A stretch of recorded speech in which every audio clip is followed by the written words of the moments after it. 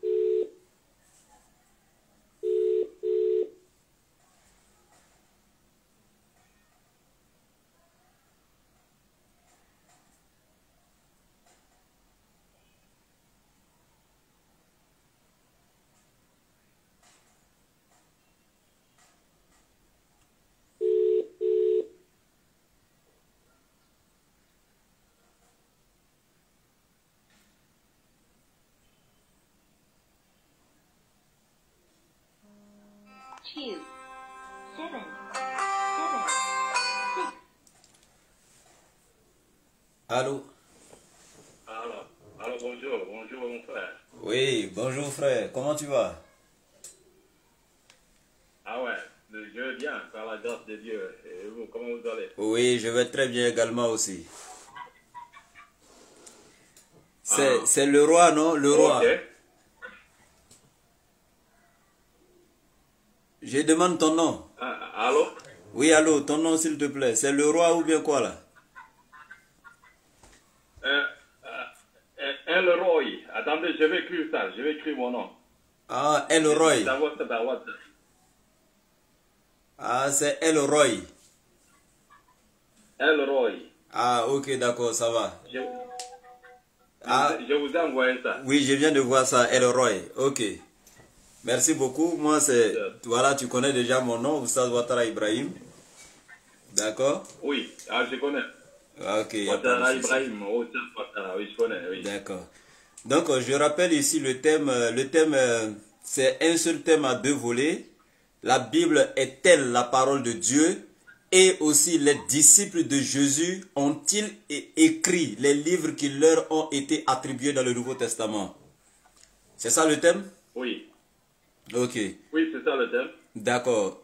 Moi, je propose que nous introduisons 2 minutes, et chacun aura 5 minutes de développement jusqu'à la fin. Ah, ok, c'est bon. Voilà. C'est bon. Ben, nous avons tout au plus 1h30 de débat. Vous dites? Tout au plus 1h30, voire 1h, mais tout au plus 1h30. Ok, ça va, c'est bon, c'est bon. Ok. Yeah. D'accord, donc je vous écoute, introduction, 2 minutes. Mais je vous ai dit de lancer, vous êtes sur Facebook déjà? J'ai déjà lancé, je suis en direct. Ah, attendez, d'abord, oui, j'attends, je suis sur votre page, je ne vois pas les directs. Attendez une minute. Ok, d'accord, sinon je suis en direct actuellement. Oh, je ne vois pas les directs de Facebook. Ah, c'est que c'est à ton niveau. Je viens de lancer, il y a déjà 22 personnes qui suivent même déjà. C'est la page DDF Bagou officielle. C'est le lien que je t'ai envoyé là. C'est la même page. C'est peut-être un problème de réseau Oui. chez toi, mais ça va venir. Oui, attendez, je suis en train de... La même page que vous m'avez envoyée, je suis sur cette page-là, je suis en train de... Ah, attendez, c'est comme si je vois ça.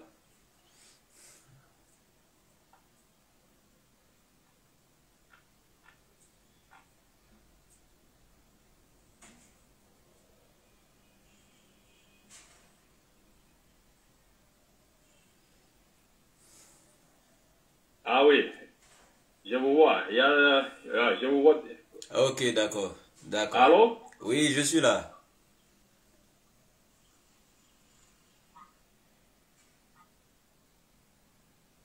Ça peut aller, on peut commencer? Ah, ok. Donc, ce que moi je vais faire, Oui. je suis en train aussi d'enregistrer de mon côté. Il n'y a pas de Mais problème. je fais une vidéo en même temps, puisque tu sais, comme j'avais voulu qu'on puisse le faire, Oui. mais on n'avait pas pu le faire comme ça. Je vais enregistrer. Dès que je termine, dès qu'on termine, je vais aussi t'envoyer la vidéo. Tu peux aussi voir ça. Je ne vais rien couper, je ne vais rien changer. Il n'y a pas de problème. Ok. Merci. Ah. D'accord, il n'y a pas de Ok. problème. On peut commencer. 2 minutes d'introduction. Vas-y. Ah.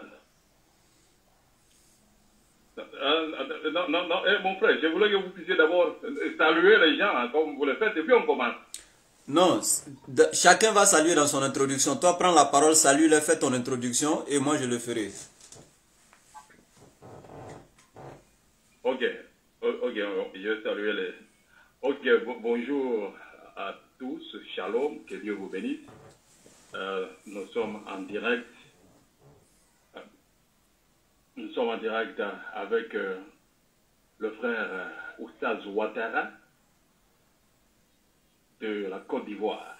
Nous allons parler aujourd'hui sur la parole de Dieu, sur la Bible. Sur la Bible, est-elle la parole de Dieu? Est-ce que les évangiles ont-ils été écrits par les disciples de Jésus?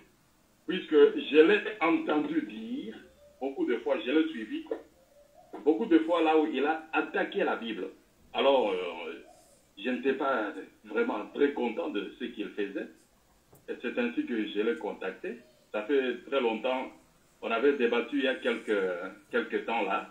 Ça fait presque une année qu'on avait débattu avec lui la dernière fois. Alors, je l'avais appelé pour qu'on puisse revenir sur certains points. Puisqu'il a évoqué beaucoup de points. Et souvent, lorsqu'ils vont attaquer ça, ils font avec beaucoup de malice. J'appelle ça donc la malice. Et beaucoup, des supercheries. Ils inventent des histoires que la Bible n'a pas dit. Tout ça. C'est ainsi que j'ai contacté mon frère Oustaz Ouattara pour qu'on puisse faire un bon dialogue. J'avais voulu le faire avec les gens de la DDR. Il est aussi de la DDR, mais j'avais demandé à son frère, qu'on appelle Oustaz Diane, qu'on puisse faire ça. Mais il m'avait promis depuis 2020 qu'on allait faire ça. Mais ça fait 3 ans que j'attends. Aujourd'hui, nous sommes en direct avec Oustaz Ouattara. Et nous allons parler des points que les musulmans souvent parlent. Souvent, ils aiment parler de ça. Et ils ne le font pas bien. Ils le font avec beaucoup de malice. Alors nous sommes là pour mettre fin à toutes ces histoires-là. C'est ainsi que nous sommes là pour parler par la grâce de Dieu de tout ce que le Seigneur a mis sur notre cœur. Shalom et que Dieu vous bénisse au nom de notre Seigneur Jésus-Christ. Amen. Ok. D'accord. Merci beaucoup, frère. Je suis très content également. Je salue ici tous ceux qui nous suivent. Voilà. Tous les internautes. J'espère que vous allez bien depuis vos différentes positions géographiques. Voilà, je suis Oustaz Ouattara Ibrahima, alias le correcteur des ignorants, baptisé par mon professeur Dr Abdul Majid. Bien, ce matin je suis ici, c'est pas pour l'examen médical spirituel je sais pas si je vais dire le pasteur, mais de notre frère chrétien Elroy. Voilà, mais aujourd'hui c'est tout autre chose. Lui seulement là, je vais tout simplement lui faire passer un texte. Et quel test? C'est-à-dire son examen de fin donc d'études pastorales et voir s'il mérite le titre de pasteur. C'est tout simplement ce que je vais faire ce matin. Mais vous serez étonné de voir que c'est un musulman qui va écouter un pasteur et qui va le mettre à l'examen pour voir s'il mérite le titre de pasteur. Et ça sera un miracle ce matin pour vous. Je vais parler par 4 chemins. Je vais lui démontrer par A plus B que les disciples de Jésus eux-mêmes n'ont jamais écrit les livres qui leur ont été attribués dans le Nouveau Testament. S'il y a un seul disciple de Jésus qui a écrit un seul livre qui lui a été attribué, parmi les disciples qui l'ont suivi de son vivant pendant son ministère, je pèse bien mes mots, de son vivant pendant son ministère, ceux qui l'ont suivi, S'il y a un seul parmi eux qui a écrit les livres ou le livre qui leur ont été attribués, moi je démissionne de l'islam. Ça n'existe pas. Je vais lui donner les preuves avec des éminents savants, des grands savants qui ne peuvent être contredits. Non seulement des savants, donc des premiers siècles de compilation de la Bible et des savants contemporains. Des spécialistes même donc de la Bible. Donc je vais m'arrêter là et lui donner la parole et puis l'écouter. Parce que moi je ne parle pas trop. C'est le jury qui écoute et puis ensuite on va apporter donc le résultat. Merci. Donc tu peux aller pour 5 minutes. Il est 54, donc jusqu'à 59, mais voire même à 10h00. Tu peux prendre la parole. Ah, ok. Essayez aussi de soigner votre micro. Hein. Votre micro n'est pas très clair. Le son n'est pas très bon. Essayez peut-être d'approcher votre téléphone de la bouche peut-être pour que le son soit clair, puisque les gens doivent être éclairés. S'il te plaît, je demande aux gens, est-ce que le son est bon? Si le son est bon, mettez un commentaire. Si vous entendez bien, mettez un commentaire. Merci, il faut commencer mon frère. Il faut mettre, peut-être vous avez des écouteurs pour que le son soit clair. Oui, vas-y, le son sera clair. Il n'y a pas de souci. Oui, je vais réguler ça. Vas-y. Je suis là pour mettre fin, puisque j'ai suivi votre vidéo la semaine passée. Même, je pense hier. Hier, j'ai suivi une vidéo. Je ne sais pas si vous avez tourné ça hier ou bien avant-hier. Je ne sais pas. Vous étiez en train de parler de certains points pour tenter de discréditer la Bible.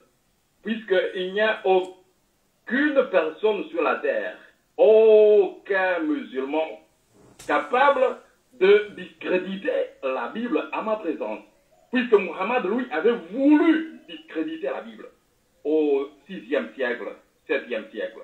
Il avait tenté, pendant tous aux 23 ans de ministère, il a essayé, mais il n'a pas su le faire. Alors ce n'est pas un musulman que nous voyons aujourd'hui, africain, qui viendra à ma présence de vouloir discréditer la Bible. Tu as donné... Moi, j'attaque la veine jugulaire. Je prends par exemple, tu as donné une écriture dans Actes des Apôtres au chapitre 9. Tu as dit que la Bible se contredit. Lorsqu'on parle d'Actes des Apôtres au chapitre 9, au chapitre 22, ça se contredit. Tu as dit quelque chose comme ça. Tu as dit par exemple dans Actes des Apôtres au chapitre 9, au verset 7. Tu as répété ça toute la semaine. Alors il faut éclairer les gens. Là où la Bible dit par exemple, c'est Paul qui dit, les hommes qui l'accompagnaient demeurèrent stupéfaits. Ils entendaient bien la voix, mais ils ne voyaient personne. Et tu as dit que ça se contredisait avec Actes chapitre 22. Et moi, je ne vois aucune contradiction. Je suis là pour prouver avec les Écritures. Il faut sonder les Écritures. Il n'y a aucune contradiction. Ici, on dit, les hommes qui l'accompagnaient demeurèrent stupéfaits. Ils entendaient la voix, bien la voix. Et ils ne voyaient personne. L'autre écriture, dans le livre de Actes au chapitre 22, nous dit ceci. Ce que nous allons voir, Actes au chapitre 22. Actes au chapitre 22, à son verset 9, on nous dit ceci. Il dit ceci. Ceux qui étaient avec moi ont bien vu la lumière. Oui. Ici, on a dit dans Actes chapitre 22, de l'autre côté, on a dit ceci. Il faut bien sonder les Écritures. On a dit que ceux qui étaient avec moi, ils ne voyaient personne. Voir personne, mais dans Actes chapitre 22, ces gens, ils ont vu la lumière. Il y a une différence entre la lumière et une personne. Ils ont bien vu la lumière, mais l'autre écriture dit, ils n'ont pas vu une personne, ils ne voyaient personne. Je peux voir une lumière, mais je ne vois pas une personne. Et puis, tu t'es concentré là où on dit que ceux qui étaient avec moi ont bien vu la lumière et ont été effrayés, mais ils n'ont pas compris celui qui va parler. Ils n'ont pas compris celui qui va parler. Donc tu dis que ils entendaient bien la voix. Entendre la voix et comprendre, c'est deux choses différentes. Moi, je comprends, puisque tu as lu la Bible en français courant. En français courant, peut-être d'autres versions, peut-être Louis II, ça c'est aussi Louis II que je suis en train de lire. Il y a des versions de Louis II. Il y a une version de Louis II là où on a dit que ceux qui étaient avec moi n'entendirent pas la voix de celui qui me parlait, entendre la voix de celui qui me parlait. Et ici on nous dit, puisque la Bible s'explique d'elle-même, par elle-même. Hein? Ils n'entendirent pas la voix de celui qui me parlait. Ici on nous dit que l'entendre là, ils n'ont pas compris celui qui me parlait. Pourquoi est-ce que j'ai dit ça? Je te donne même en anglais. Attends, je sais que tu comprends de l'anglais. Je sais beaucoup suivre. Je sais que tu as une connaissance quand même en anglais. En anglais, on nous dit ceci. Acte chapitre 22, verset 29. Acte chapter 22, verse 9. On dit, on a dit ceci. My companions saw the light, but they did not understand. Understand. Le mot là, lorsqu'on dit voir et entendre quelque chose, même dans nos langues africaines, lorsqu'on dit entendre, est-ce que tu m'entends? Lorsque je dis, est-ce que tu m'entends? Tu entends ce que je dis? C'est pour dire, est-ce que tu comprends ce que je dis? C'est ainsi que la Bible nous dit dans Actes chapitre 22 qu'ils ils ont entendu la voix, mais ils n'ont pas compris. Lorsque tu dis, ils n'entendaient pas bien, ils n'entendaient pas la voix. Et pourquoi est-ce que j'ai dit ça? Puisque nous partons très loin. Même dans la langue, puisque la Bible nous est venue en grec. Hein? La Bible nous est venue en grec et en arabe. Atterrissage. On va partir dans le terme grec. Atterrissage. Je t'ai vu balbutier Atterrissage. quelques mots grec, malgré que tu ne connais pas le grec. Atterrissage. Oui, malgré que tu ne connais pas le grec. Atterrissage. Tu as esquissé quelques mots. Le mot grec, on a dit ékousan. Atterrissage. Ça veut dire, c'est comme c'est comprendre. Donc les gens qui voyaient Paul, ils entendaient une fois, mais c'est la pile ils ont mis en eux, ce sont des machines ou quoi? Même le grec. C'est pour cela qu'on vous a dit. Quand il se met à parler pour aller là, tu vas lui dire atterrissage fatigué. On lit le livre avant vous. Ils n'ont pas compris. Il n'y a pas de contradiction. Lorsque je dis est-ce que tu m'entends? Tu entends ce que je dis? C'est pour dire est-ce que tu comprends? Donc il n'y a pas de contradiction. À toi la parole. Donc depuis je disais atterrissage là, tu vas vouloir dire que tu n'avais pas entendu. Parce que moi, je marche sur des règlements maintenant dans mon laboratoire. Hein. C'est pas comme les débats ouya là. Hein. Quand on établit des règles, on se respecte jusqu'à la fin. Et moi, quand j'ai un co-débatteur qui ne respecte pas les règles, je mets fin au débat. Je ne me casse plus la tête. Voilà, j'ai déjà pris trop de comprimés contre les migraines. Bien, donc prochainement, si je dis atterrissage, tu t'étais. Maintenant, c'est mon temps. Par là haute voix. Et ils disent... Hein? Par là haute voix.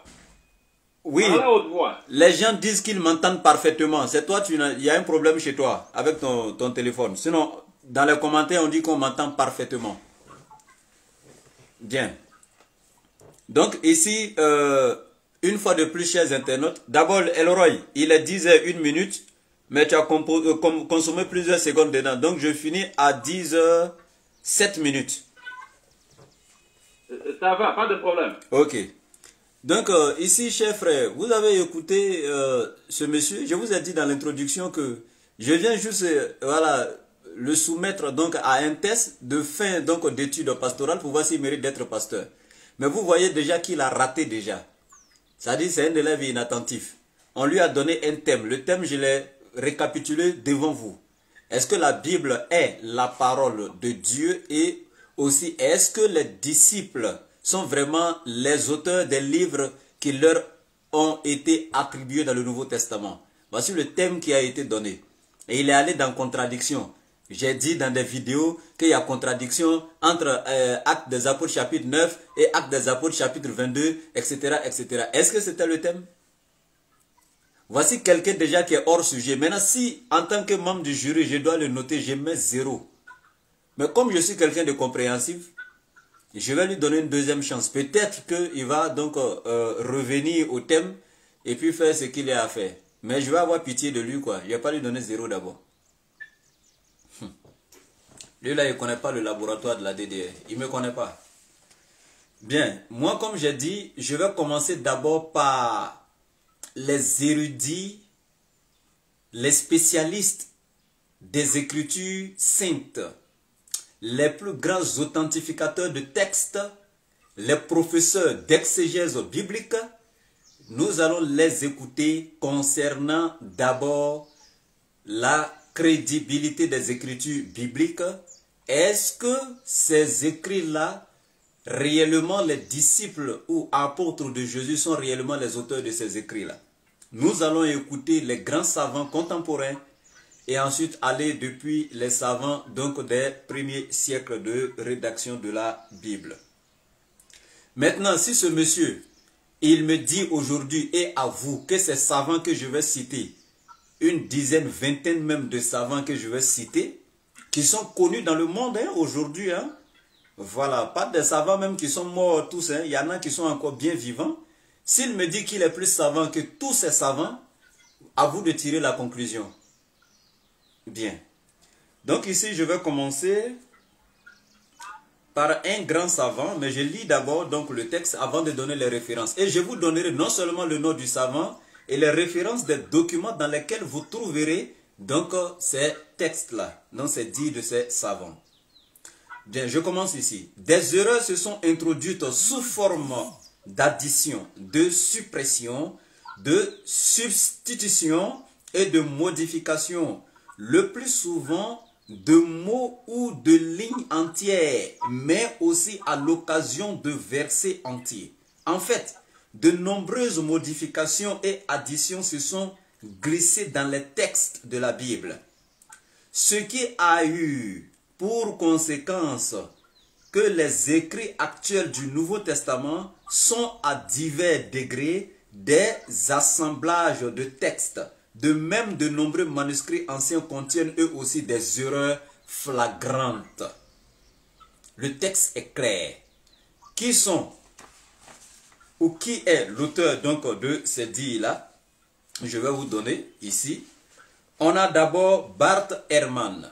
Et qui est Bart Ehrman? C'est l'un des plus grands authentificateurs de textes contemporains. C'est un grand savant américain, Bart Ehrman, et spécialiste du Nouveau Testament. Je pèse bien mes mots. Le frère Elroy ici n'est même pas connu dans toutes les rues de son quartier, là où il vit, en Afrique du Sud. Mais voici un savant ici qui est presque connu dans le monde entier. Va sur tous les réseaux, il faut taper Bart Ehrman, que ce soit sur YouTube, que ce soit sur Facebook. Va étudier son histoire et va essayer de voir qui il est, quelle place il occupe aujourd'hui en matière donc va voir quelle place il occupe aujourd'hui, voilà, et tu sauras. Donc Bart Ehrman est l'un des plus grands authentificateurs de textes. Il y a aussi dans le document de Bart Ehrman que tu trouveras ce passage que j'ai lu, Lost Christianity, à la page 220. Le document Lost Christianity Bart Ehrman, donc à la page 220. Et encore, tu vas voir ça dans Commentary on the Greek New Testament Introduction à la page 3. Donc, je te donne d'abord ces deux documents et tu verras ce texte-là. Il dit que la Bible est pleine d'erreurs flagrantes et il y a eu des additions, donc des suppressions de beaucoup de passages. La Bible ne fait que être modifiée donc au fur et à mesure que les années passent. Et on a des version revues et corrigée, personne ne peut nier ça aujourd'hui. Maintenant, il est 7, vous avez la parole. Vous avez 5 minutes également. Donc vous finissez, voilà, à 12. Ok. C'est ça,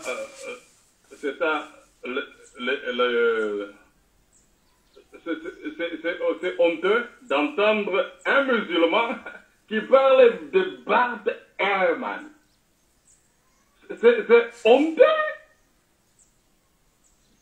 Tu parles d'un homme qui est athée. Ce monsieur, c'est un athée. Lorsque je t'ai entendu dire, tu allais peut-être parler des disciples de Jésus ou bien des chrétiens qui ont par exemple parlé sur Jésus. Des savants, lorsque tu parles des savants, c'est gens que nous appelons les savants. Lorsque tu parles des savants, tu dois parler des savants, des gens qui parlent de la parole de Dieu. Ne me dis pas qu'il y a un comédien, par exemple en Côte d'Ivoire, un comédien a dit ceci, ou bien un mathématicien, ou bien Alassane Ouattara a dit ceci. Non, lorsqu'on parle de la parole de Dieu, on doit parler des gens qui connaissent la parole de Dieu. Ne me parle pas des athées. Ce monsieur Bart Ehrman, c'est un athée. Il ne croit pas en Dieu. C'est un homme qui ne croit pas en Dieu, il n'est pas chrétien. Lorsque nous te parlons de la parole de Dieu, moi je te parle selon ce qui est écrit. Je te donne maintenant les Écritures. Puisque la Bible est dans mon sang. La Bible c'est ma langue maternelle. Moi je te parle d'abord de la Bible.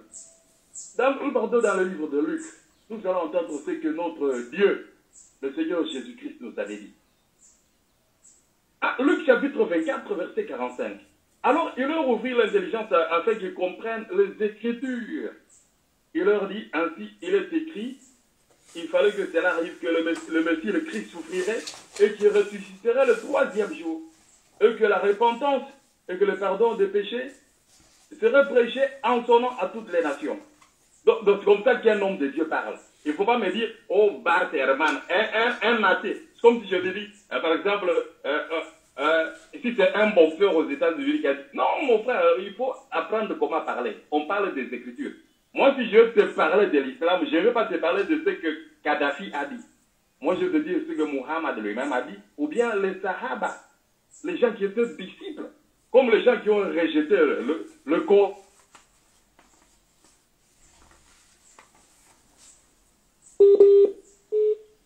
Ibn Mas'ud a rejeté le Coran. Il a dit que c'est un faux Coran. C'est pour cela que son Coran avait plus de sourates que ce que vous avez. Ce sont des gens comme ça que nous parlons. Voyez-vous. Et nous partons dans Luc au chapitre 24, verset 44. Il dit ceci. Puis il leur dit, c'est ce que je vous disais lorsque j'étais avec vous, qu'il fallait que s'accomplisse ce qui est écrit de moi dans la loi de Moïse, dans les prophètes et dans les psaumes. C'est ça la Bible que Jésus définit. La Bible. C'est la Bible que Jésus définit. Il parle de la loi de Moïse, ça s'appelle Pentateuque, les 5 livres de Moïse, ce sont les livres de Moïse. Il y a les prophètes dans l'Ancien Testament et dans les psaumes. C'est Jésus qui parle. C'est ça l'Ancien Testament. C'est ça la composition de l'Ancien Testament donnée par Jésus. C'est comme ça qu'on parle. Maintenant, lorsqu'il parlait à ses disciples l'écoutaient et les disciples devraient continuer le chemin. Donc cette écriture prouve déjà que l'Ancien Testament, d'abord, ça s'appelle le Tanakh. Le Tanakh ou bien le Tanakh. C'est composé de livres de Moïse. Il y a les prophètes et puis il y a les psaumes.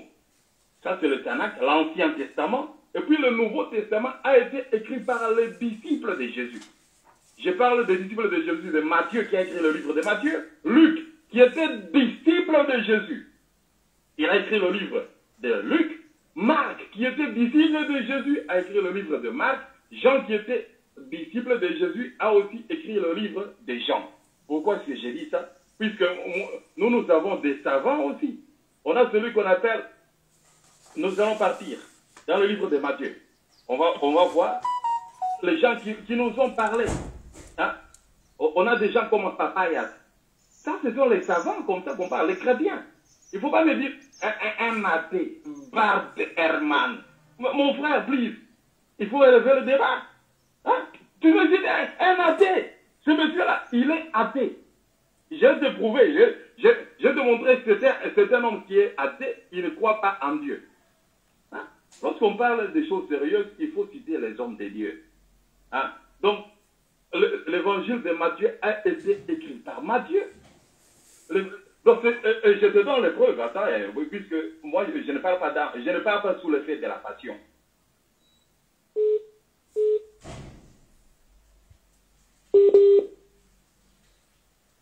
Une recherche simple. Une recherche simple. Nous allons partir. Les gens qui ont écrit le livre de Matthieu. Atterrissage. C'est ce que je suis en train de dire. Atterrissage. Ok, ça va. Ok, Dieu merci.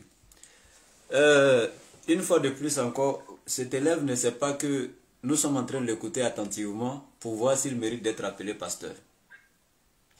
J'ai pris Bart Herman. J'aime bien prendre ces passages, je sais pourquoi. Sinon, je sais aussi ce qu'il a dit sur l'islam. Mais je sais pourquoi je prends Bart Herman et vous allez comprendre. D'abord, tu veux avoir des savants chrétiens. Tu seras servi. Oui, il y a une pléiade de versets. Tu seras servi, mon frère. Sois calme. Ici, c'est le laboratoire. Non, on ne s'agite pas. D'abord, tu viens de mentir. Excuse-moi du terme. Hein. Excuse-moi, voilà. C'est sorti là. Ouais, excuse-moi. Tu viens de dire une contre-vérité. tu viens de dire quelque chose qui n'est pas vrai. Quand tu dis que Luc était apôtre de Jésus, Marc était apôtre de Jésus, c'est archi faux. Depuis quand? Où? Dans quelle Bible? Ok, là je ne prendrai même pas des savants, je prendrai des versets bibliques pour montrer déjà que tu as échoué là-bas. On prend Matthieu chapitre 10, à partir du verset 2 jusqu'à 5. Si Luc et Marc font partie des 12 ou des disciples de Jésus, on verra ici. Bien.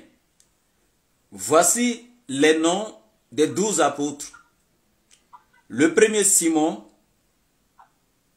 appelé Pierre, et André son frère, Jacques fils de Zébédée, et Jean son frère, Philippe et Barthélemy, Thomas et Matthieu le publicain, Jacques fils d'Alphée et Thaddée, Simon le Cananite et Judas l'Iscario, celui qui livra Jésus. Tels sont les 12 que Jésus envoya après leur avoir donné les instructions suivantes. Donc, personne n'a entendu ici Marc ni Luc. Tes propres savants chrétiens te disent que Marc même là, d'aucuns disent qu'il était le secrétaire de Pierre. Et il n'a jamais fait partie des disciples de Dieu. D'abord, donne-moi la généalogie de Marc. Qui était Marc? Avant la fin du débat, qui était Marc, mon frère? Était-il disciple de Jésus? Si tu prends la parole, il faut nous répondre. Qui était Marc? Était-il disciple de Jésus? Ok. Deuxièmement, Luc. Moi, je ne vais pas répondre à la place de Luc. Luc même te dira, comme tu dis qu'il était disciple de Jésus. D'abord, je t'informe que Luc était médecin. Luc était un ami de Paul. C'était un suivant de Paul. Luc était avec Paul, il n'a jamais été avec Jésus. Et Jésus de son vivant pendant son ministère, parce que quand je parle, je pèse mes mots. Il dit Jésus de son vivant pendant son ministère. Les disciples qui l'ont suivi, il n'y a aucun parmi eux qui est l'auteur du livre qui lui a été attribué dans le Nouveau Testament. C'est clair. Maintenant, Paul là, du vivant de Jésus pendant son ministère, Paul était-il disciple de Jésus? Non. Paul persécutait l'église en ce moment. À plus forte raison, Luc même qui suivait Paul. Comment pouvait-il être disciple de Jésus? Luc, dans Luc chapitre 1 verset 1, Luc te dit, plusieurs ayant entrepris de composer un récit des événements qui se sont accomplis parmi nous, suivant ce que nous ont transmis ceux qui ont été témoins oculaires dès le commencement. Mais voici un verset qui est clair.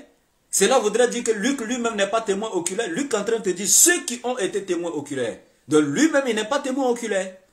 C'est aussi clair comme de l'eau à boire. C'est aussi clair comme l'eau de roche. Il dit, suivant ce que nous ont transmis, ceux qui ont été témoins oculaires. Et s'il était témoin oculaire, allait-il dire encore ce que nous ont transmis ceux qui ont été témoins oculaires? Il faut prendre les gens au sérieux à un moment donné là. C'est vrai que tu veux défendre la Bible, tu veux montrer aux gens que la Bible est crédible, c'est la parole de Dieu, etc. Mais il ne faut pas dire des contre-vérités. Depuis quand l'un des disciples de Jésus qui l'a suivi de son vivant pendant son ministère a été l'auteur du livre qui lui a été attribué? L'évangile selon Matthieu, dans le texte original grec, comme tu as dit ici devant les gens que je ne maîtrise pas le grec, tu maîtrises, prends dans les textes, dans le grec ancien, les anciens manuscrits, montre-moi si le titre, c'est-à-dire dans les textes originaux, si c'était écrit évangile selon. Quand on écrit évangile selon, là, est-ce que c'était dans les textes originaux? Non. C'est des attributions après qui ont été faites aux disciples de Jésus. C'est pourquoi tu vois évangile selon temps, évangile selon temps. L'évangile de Jean a été attribué à qui? À Jean, apôtre de Jésus, mais ce n'est pas Jean, apôtre de Jésus, qui a écrit. C'est un groupe de personnes qui ont écrit et rédigé l'évangile de Jean. On les appelle la communauté joannique. Jean est décédé entre les années 98 et 100, selon l'histoire de vos propres savants chrétiens. Jean est décédé avant même la compilation de l'évangile de Jean. Avant la rédaction de l'évangile, Jean est décédé. Comment Jean, apôtre de Jésus, peut être décédé depuis les années 98 là-bas, alors que l'évangile a été écrit entre les années 100 et 110 là-bas? Donc Jean est décédé avant un livre que lui-même il a écrit. Il faut prendre les gens au sérieux, vous. Il est décédé avant un livre que lui-même il a écrit. Mon frère, tu es en train de me... Il faut prendre les gens au sérieux. Mon frère, ta vidéo me gêne là. Mon frère, tu es en train de me prendre les gens au sérieux. Mon frère. Oui, oui. ta vidéo nous gêne Oui, là. alors. Oui, mais qu'est-ce que tu fais? Tu es en train de jouer la Allô? vidéo à côté? Allô? Oui, alors? Oui, mais tu es en train de jouer la vidéo là. Ça fait des c'est en train de nous fatiguer là. Des interférences là. Ok, puisque oui, je ne vous entendais pas bien. Ok, on y va. Okay. Bon, je termine. Il me reste 1 minute. Bien. Donc, je suis clair ici avec l'évangile de Jean une fois de plus. Maintenant, Matthieu chapitre 9, verset 9, je termine avec ça. Matthieu chapitre 9, à partir donc du verset 9. Voici ce qui est écrit. Voilà, c'est simple. Dès là, aller plus loin, Jésus vit un homme assis au lieu des péages et qui s'appelait Matthieu. Et il lui dit, suis-moi. Cet homme se leva et le suivit. Si c'était Matthieu, apôtre de Jésus, qui écrivait cet évangile, regardez comment la phrase est écrite. De là, étant allé plus loin, Jésus vit un homme assis au lieu des péages qui s'appelait Matthieu. Pourquoi n'a-t-il pas dit de là, aller plus loin, Jésus me vit assis au lieu de péage? Il dit, Jésus vit un homme assis au lieu de péage appelé Matthieu. C'est pas Matthieu, apôtre de Jésus, qui est en train d'écrire cette histoire. C'est une autre personne qui écrit cette histoire. Donc, entre Jésus et son apôtre Matthieu. Le texte est clair, nous sommes allés à l'école. On a vu les textes narratifs, etc. Mon frère. Les discours directs, indirects, on a étudié ça à l'école. Quand c'est Matthieu, apôtre de Jésus, qui écrit, c'est pas comme ça qu'il va écrire. Donc, avant de rentrer dans les autres savants, c'était pour te recadrer d'abord dans ton erreur. Maintenant, je te donne la parole. N'oublie pas que tu es en train d'être évalué actuellement. Vas-y. Bon, c'est ça maintenant l'ignorance des musulmans. Il me dit que Luc n'était pas disciple de Jésus. Et Marc n'était pas disciple de Jésus. Et il me donne une écriture là que lui-même ne comprend pas. C'est pour cela qu'on vous dit, venez chez nous, on va vous enseigner. Ah, tu dis, Matthieu chapitre 10. Voici le nom de 12 apôtres. Moi, je te parle des disciples, toi, tu me parles des apôtres. Mon frère, sois intelligent. J'ai dit, Luc était disciple de Jésus, Marc était disciple de Jésus. Ne me donne pas les noms de 12 apôtres. Il y avait les gens qu'on appelait les apôtres et puis les disciples. Hein? Les disciples, lorsqu'ils ont cru en Jésus, Jésus était en train de les recruter. Et il y a eu un moment où la Bible dit, Jésus les appela du nom d'apôtres. Hein? Il faut comprendre les Écritures. Tu es en train de parler aux savants, les gens qui connaissent la Bible. La Bible est entrée dans le sang. Donc tu vois, il dit ceci. Nous sommes dans le livre de Luc. Nous partons dans l'évangile de Luc. Au chapitre 6, verset 12, tu vas voir quelque chose. Luc au chapitre 6, le verset 12, on nous dit ceci. On nous dit ceci. En ce temps-là, Jésus s'est rendu sur la montagne pour prier et il passa toute la nuit à prier. Quand le jour parut, il appela ses disciples. Il en choisit 12 auxquels il donna le nom d'apôtres. Ce sont les noms des apôtres que Dieu m'a donné. Maintenant, Jésus, dans Luc au chapitre 10, on nous dit ceci. On nous dit ceci. Après cela, on dit après, le Seigneur désigna encore 70 autres disciples. 70. Dans les 70, les 70 disciples de Jésus. Tu vois, nous parlons, il faut connaître, établir les choses, la vérité. C'est ce que nous faisons. Jésus avait les 70 disciples, parmi lesquels nous trouvons maintenant tous ces disciples-là, les 70. La liste est longue. Mais je suis en train d'ouvrir la liste. Les gens vont voir ça. Je vais t'envoyer la vidéo. Je t'ai dit, je suis en train d'enregistrer. Je vais envoyer la vidéo et je vais prendre le son. Puisque le son de ton équipement là, bon, peut-être le son est meilleur que ça. Moi, j'ai des difficultés à te suivre.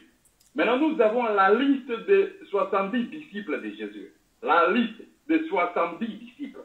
Puisque nous avons aussi nos savants. On a aussi les gens qui étaient là témoins, tout ça. 70 disciples de Jésus, on donne maintenant la liste. La liste est là.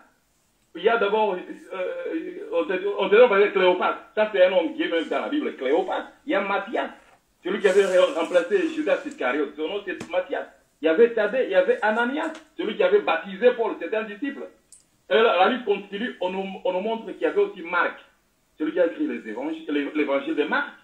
C'était un bishop, c'était l'évêque de l'église d'Alexandrie. Alexandrie, c'est où? C'est en Afrique, c'est en Égypte. Tu parles là, tu demandes qui a construit l'église en Égypte. Au 1er siècle, c'est celui qu'on appelle Marc, l'évangéliste. Et puis Luc, le médecin, Luc le médecin était aussi disciple de Jésus. Et maintenant, tu as donné une écriture que tu n'as pas compris. Luc au chapitre 1, lorsqu'il dit plusieurs ayant entrepris à écrire, à décomposer un récit des événements qui se sont passés parmi nous. Lorsqu'il dit parmi nous, cela veut dire qu'il était aussi avec Jésus. Les événements qui se sont accomplis parmi nous. Donc c'est Jésus et Luc parmi nous. Donc il était présent. Et Luc, pour ta connaissance, Luc est né à l'époque de Jésus. C'est un contemporain de Jésus-Christ. Maintenant, il était disciple de Jésus. Maintenant, tu vois, Jésus avait commencé à prêcher lorsqu'il avait 30 ans. Qu'est-ce qui s'est passé? Les disciples ne connaissaient pas d'où venait Jésus. Et ils l'ont vu à 30 ans. Il prêchait. Ils sont partis maintenant le rejoindre. Maintenant, ils devraient maintenant connaître Jésus. Ils ont commencé maintenant à interroger les gens qui étaient avec Jésus dès le commencement. C'est ce qu'il dit, d'après ce que nous ont transmis, ceux qui ont été témoins oculaires dès le commencement et qui sont devenus des ministres de la parole, serviteurs de la parole. Il y a des gens qui étaient des témoins oculaires lorsque Jésus était encore, lorsqu'il était encore à Bethléem. Il y a des gens qui étaient témoins oculaires. Luc devrait se renseigner. Hein? Et puis, pour terminer ta honte là, tu me parles d'un athée agnostique. C'est M. Bart Ehrman. Il a même son site internet. Bart Ehrman, c'est un athée agnostique. Là c'est son site internet. On lui pose des questions. Il dit que je suis athée. Il parle lui-même. Là, sur le site internet, je suis en train d'ouvrir ça. Tout le monde peut chercher ça. Même si vous partez sur Wikipédia. Atterrissage. De ce gars-là. Atterrissage. Atterrissage. S'il te plaît. Oh, ok. Ok, merci beaucoup. Bien, voici encore, voilà le monsieur, hein. C'est lui-même qui est en train de s'exposer. C'est lui-même qui vient de... Eh, c'est pas possible, quoi. Il vient de vous dire, parmi les disciples de Jésus, il y a 12 qu'il a choisis, c'est eux qui étaient les apôtres. Donc là, lui ne parle pas des apôtres, lui parle des disciples. Donc Marc et Luc faisaient partie des disciples. Et qu'après avoir choisi les 12, Jésus a après choisi encore 70 autres. Et parmi ceux-là maintenant, il y avait les Luc et les Marc. C'est archi faux. Je répète et je refute cela avec la dernière énergie. C'est le laboratoire. En fait, ils sont nuls. Ils ne connaissent rien de leur livre ni de l'histoire de leur livre. Mais c'est pourquoi le laboratoire est là. On va leur donner l'enseignement. Ce type-là, s'il ne fait pas attention, à la fin, là, en tant que le président du jury, je ne vais pas lui donner son diplôme pastoral. Il ne mérite pas d'être pasteur d'abord. Parce qu'il ne connaît rien. Ok. Je vais lui donner encore le nom de beaucoup d'autres savants qui n'ont rien à voir avec Bart Ehrman. Mais avant de partir là-bas, je vais exposer ici son ignorance et vous dire que que Marc d'abord était en Égypte, voilà, etc., etc. Et Marc a vécu au 1er siècle. Marc était disciple de Jésus. Luc était disciple de Jésus. Je pèse mes mots. Jésus, de son vivant, pendant son ministère. Est-ce que ce monsieur comprend français? De son vivant, pendant son ministère, les disciples qui l'ont suivi, il n'y a pas un seul parmi eux qui a écrit le livre qui lui a été attribué dans le Nouveau Testament. C'est français que je parle, je ne fais que répéter le thème. Jésus, de son vivant. Sinon, je sais que les rédactions des livres, des trucs et tout ça, mais c'est des savants, chrétiens, certains même disant qu'ils sont disciples comme Paul, etc., qui s'est autoproclamé disciple de Jésus. D'après lui, il a vu Jésus sur la route de Damas, etc. Moi, j'ai dit Jésus de son vivant pendant son ministère, ce que Jésus a choisi. Lui qui était dedans. Pourquoi tu fais ça, mon frère? Faut pas te foutre des gens. Jésus a fait 3 ans de ministère. Jésus est parti à l'an 33. Est-ce que Luc était derrière Jésus de son vivant pendant son ministère? Il dit Luc même suivait Paul. C'est Paul même, pendant que Jésus était encore là dans son ministère, Paul ne l'a pas suivi. C'est Luc maintenant qui suit Paul là, qui était disciple de Jésus de son vivant pendant son ministère. Arrête de te foutre des gens, mon frère. Tu parles de Marc.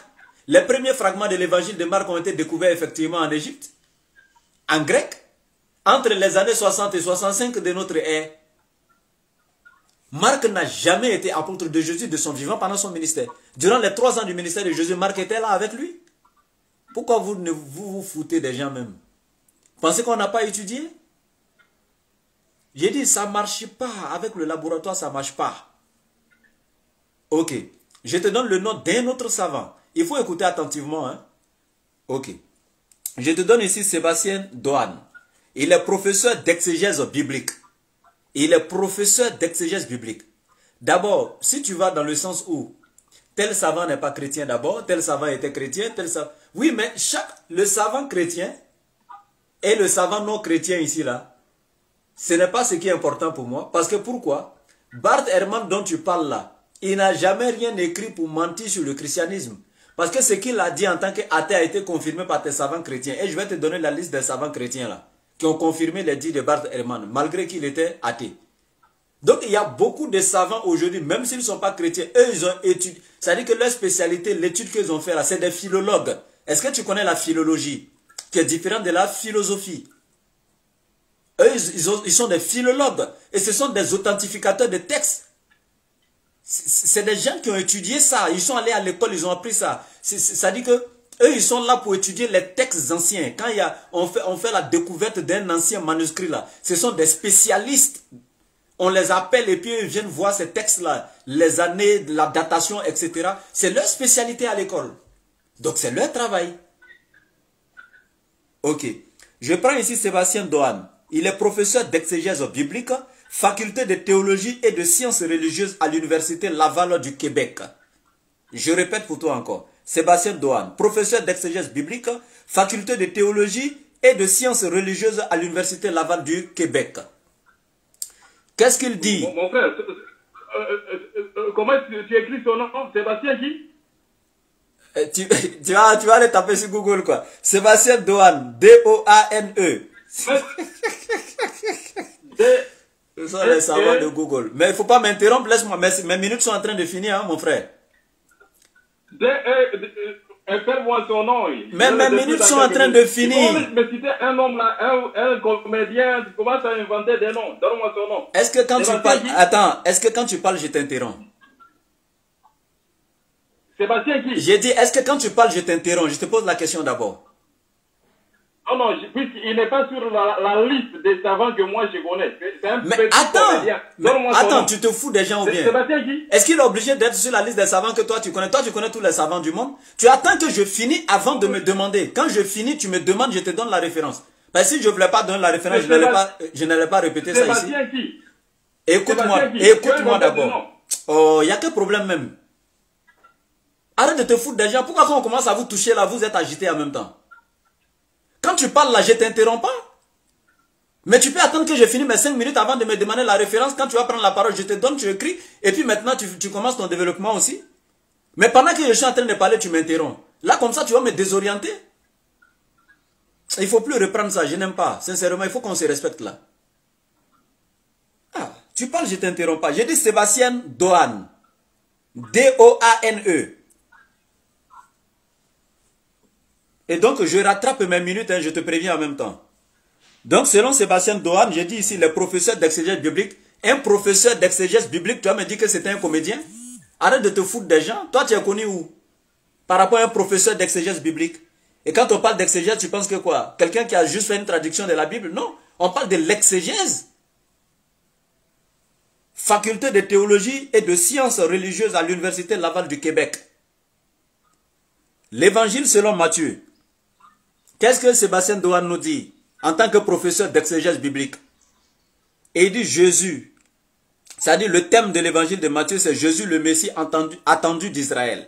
Ça, c'est le thème de l'évangile de Matthieu. Mais l'auteur de l'évangile de Matthieu, selon Sébastien Doan, il dit c'est un auteur anonyme. Ça a été juste attribué à Matthieu, apôtre de Jésus.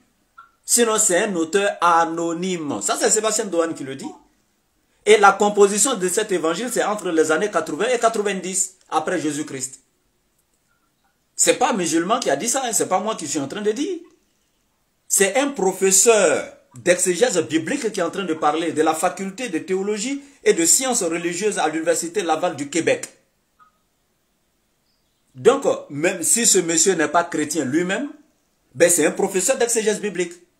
C'est sa fonction, c'est son travail. Il a étudié les textes. C'est un authentificateur de textes. Vous vous foutez des gens? Donc il dit la composition c'est entre 80 et 90 et c'est un auteur anonyme.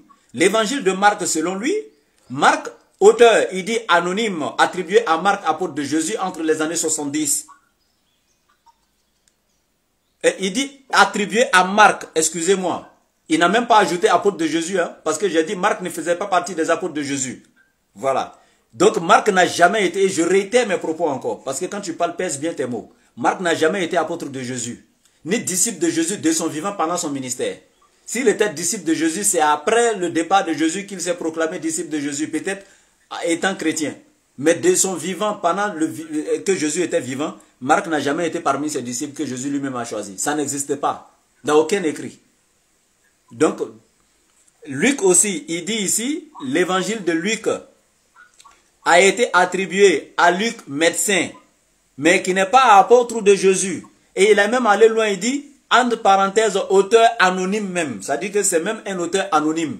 Mais seulement ça a été attribué à Luc, qui n'est pas aussi apôtre ou disciple de Jésus. Entre les années 80 et 90. Et je termine ici, l'évangile de Jean, il dit anonyme, attribué à Jean, apôtre de Jésus, entre parenthèses, ou la communauté joannique. Donc, qui ont rédigé cet évangile-là.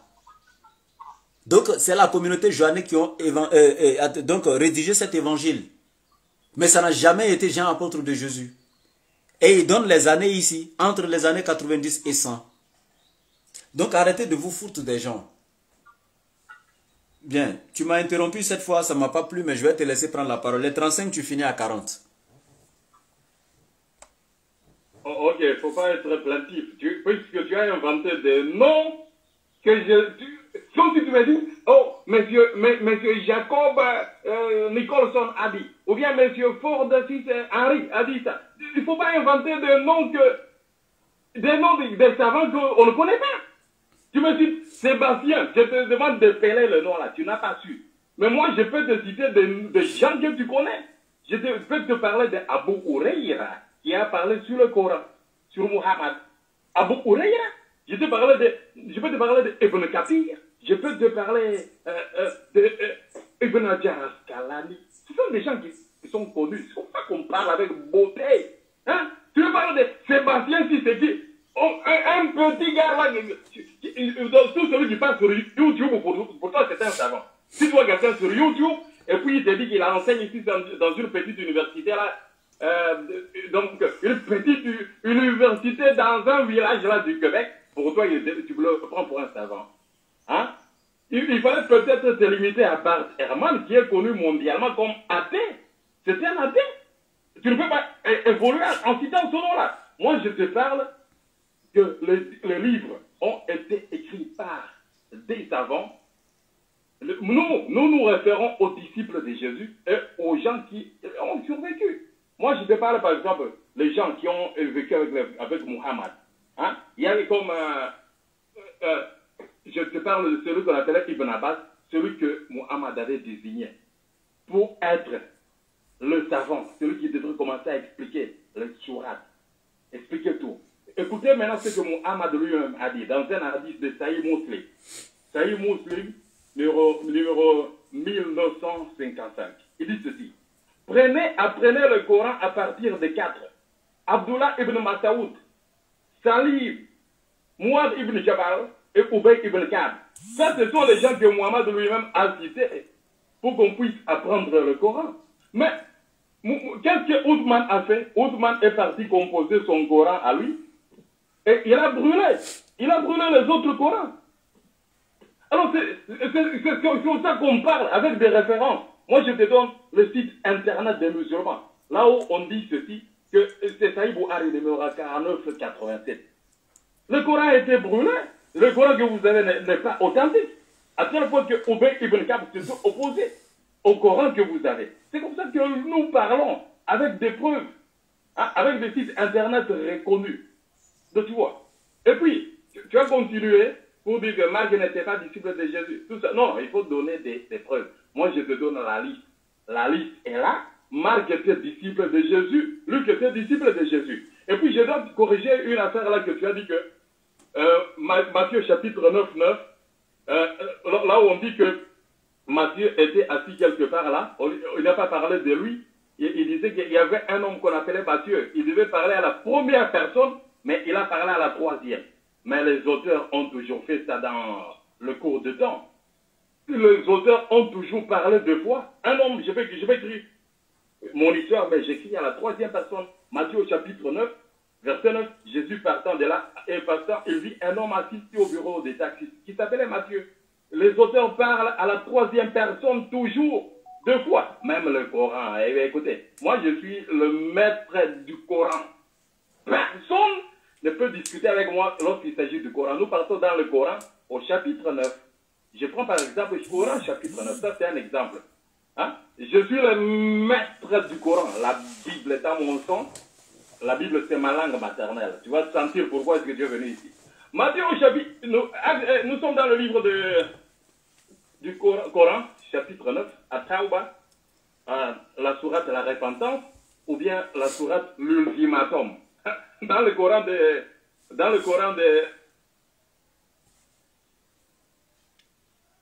mais dans vos Corans là, en Afrique australe, en Afrique de l'Ouest, vos Corans marocains là, on appelle ça la sourate de la repentance. Nous allons lire. Sourate 9, verset 28. Oh, vous qui croyez, les associateurs ne sont qu'impuretés. Tous les chrétiens, ce sont des impurs, qui ne s'approchent plus de la mosquée sacrée. Après cette année, les chrétiens ne doivent pas partir à la Mecque. Sourate 9, verset 28. Je continue la lecture. Et si vous atterrissage, atterrissage, vous enrichira. Atterrissage. S'il le veut, s'il le veut. Atterrissage. Si Allah. Atterrissage. Allah qui parle, mais la troisième personne. Atterrissage. Allah, il veut, ok. Il est 40. L'élève est paniqué au laboratoire. La panique au laboratoire aujourd'hui. C'est chaud quoi. Elroy. Il dit ce gars-là, il n'aura pas son diplôme de fin de parcours d'études pastorales. Il n'aura pas son diplôme avec moi en tout cas. La manière que je vois là, c'est médiocre. Sincèrement. Vous voyez, ces 5 minutes là même pratiquement, il a fait tout sur l'islam. Il dit Abu Huraira, il cite les savants, le Coran. Est-ce que le thème est sur le Coran? Il veut me désorienter, c'est la stratégie qui est là. Je n'ai pas sur son jeu là aujourd'hui. Le thème là, est-ce que la Bible est la parole de Dieu? Et est-ce que les livres de la Bible là, donc que porte le nom des apôtres, des disciples, est-ce que ça a été écrit par les disciples de Jésus lui-même, qui l'ont suivi de son vivant pendant son ministère? C'est le thème qui est là, il va et nous dans 5 minutes, il est en train de parler de l'islam, des savants musulmans. Est-ce que le thème est sur l'islam et les savants musulmans? Il ne pourra pas s'en sortir. Donc ici, là, j'ai dit Sébastien Dohan. J'ai dit, il est professeur d'exégèse biblique. C'est français que je parle. Au Canada, faculté de théologie et de sciences religieuses à l'université Laval, au Canada. Donc, il existe là-bas. C'est un grand savant. Ces traces sont là. Va sur n'importe quel site, il faut taper son nom. Google et autres, YouTube, il faut taper son nom. Sébastien Dohan. Si c'est faux, il n'y a pas de souci, va taper. Vous êtes les savants de Google, non? Et je sais que tu as déjà tapé rapidement. Sinon, tu aurais, dans les 5 minutes là, dit de suite là que j'ai menti. Un professeur d'exégèse biblique, il peut être un comédien. Toi, tu ne vaux même pas sa cheville. Est-ce que toi, tu es connu dans les rues de ton quartier là-bas? Mais voici quelqu'un qui tape son nom sur Google partout. Le monde entier, il est connu. Oh, vous jouez quoi? Je te donne le nom d'un autre savant. D'abord, je répète ici encore, Sébastien Dohan est clair. Aucun de ces 4 évangiles-là n'a été écrit par un disciple direct de Jésus de son vivant pendant son ministère. Sébastien Dohan a été clair et j'ai dit ça. Le monsieur, dans ces 5 minutes, n'a pas pu réfuter. S'il décide de réfuter, il va vous dire, ah, Sébastien Dohan, c'est un faux savant, c'est ceci. Est-ce que c'est parce que toi, tu ne le connais pas que c'est un faux savant? Toi, tu cites le nom de quelques savants musulmans. Il y a des savants musulmans ici, toi, tu les connais? Il y a des savants musulmans, toi tu les connais? Toi tu connais combien de savants musulmans? Tu ne vaux rien là mon frère. Il faut arrêter ça. Mais va taper, maintenant comme tu ne le connaissais pas, va taper sur Google, puisque c'est là-bas ta première école. C'est l'école, Google même c'est l'école de tous les pasteurs d'aujourd'hui. Il va taper sur ton école Google. Je te donne le nom d'un autre savant encore, je vais te blesser jusqu'aux os. Tu es paniqué? Oh, tu joues avec moi. Bien. Je te donne ici le docteur. Lui n'est pas professeur, il est docteur. Le docteur William Graham Scrooge. Donc, de la Moody Bible Institute. Qu'est-ce qui est écrit ici? Une prestigieuse mission évangélique située à Chicago. Donc ça, c'est là que ce monsieur-là, il a travaillé. C'est le grand docteur William Graham Scrooge, donc de la Moody Bible Institute. Voilà, c'était en français même, et puis j'ai essayé de lire en anglais. Comme mon anglais n'est pas comme pour toi, le sud-africain, là, voilà. Là-bas seulement, tu es mon maître, tu peux m'enseigner anglais. Là, je suis d'accord. Donc, il dit c'est une prestigieuse mission évangélique située à Chicago. Voilà, tu me diras pas que lui, c'est un athée, hein? Ok. Qu'est-ce qui est écrit ici? Oui, selon lui, hein, on dit, il a dit, oui, la Bible est d'origine humaine. Bien que certains aient affirmé le contraire, comme par exemple Elroy, plus par zèle que par érudition. Donc c'est par zèle, mais pas par érudition. Ça c'est clair. Les livres qui composent la Bible ont été pensés par des hommes. Ça, c'est le grand docteur William Graham Scrooge qui est en train de parler. Donc, la Bible a été pensée par des hommes pendant que Elroy dit que c'est une révélation divine. Parce que si c'est une révélation, une inspiration divine, on ne peut plus dire pensée par les hommes. Parce que la pensée de Dieu, des hommes ne peut pas s'introduire dans la révélation de Dieu. Et lui, il dit ici que c'est une pensée des hommes. C'est français que nous parlons. Rédigé dans le langage des hommes. Écrit par la main des hommes. Et leur style est caractéristique de celui des hommes. C'est un livre humain et aussi divin. Bon, là, il a ajouté dessus, là, je peux pas, moi, il ne peut pas couper, je ne suis pas un coupeur de route. Il a quand même ajouté à la fin, c'est aussi un livre divin. Voilà. Ça, c'est l'un des grands savants qui est en train de parler. Si tu ne le connais pas, va taper sur Google. Donc, le docteur William Graham Scrooge. Ok. Donc, là, si tu n'es pas d'accord que c'est un savant, bon, là, peut-être que tu es plus savant que tous ceux-là, hein? Hein? Tu peux voir son document William Graham Scrooge, page 17. À la page 17, tu verras donc le texte que j'ai cité. Il y a un autre érudit chrétien. Un autre érudit chrétien. Je pèse chrétien. Lui, il n'est pas Bart Ehrman l'athée, hein, selon toi. Ça, c'est un autre érudit chrétien. Il s'appelle Kenneth Grach. Kenneth Grach. Il est l'évêque anglican de Jérusalem.